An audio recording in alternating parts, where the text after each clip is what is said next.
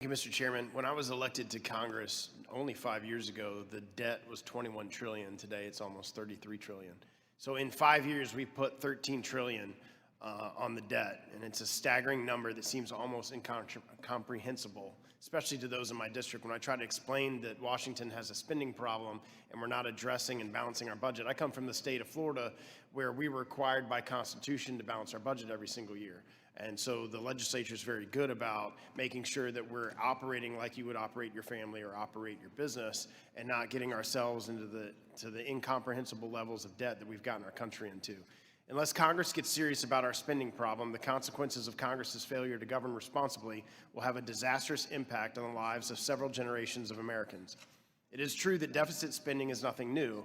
With only a few exceptions over the past several decades, the federal government spends more money than it receives every year. Since we do not actually have the money to pay for our spending, the government borrows money by issuing debt in the form of treasury bills, notes, and bonds. In just the past few years, the amount we are forced to borrow has grown dramatically. The national debt increased by almost 2.5 trillion just in this past year alone. Despite Congress's best efforts to bury its collective head in the sand, the bill will ultimately come due. The interest payments on our existing debt are growing at an unsustainable rate. In fiscal year 23, federal net interest payments skyrocketed up to $659 billion, a 40% increase from just the prior year.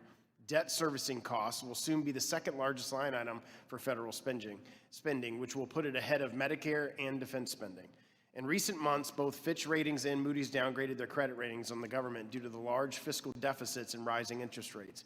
We have been able to issue debt on favorable terms in the past because investors viewed them as a low-risk investment.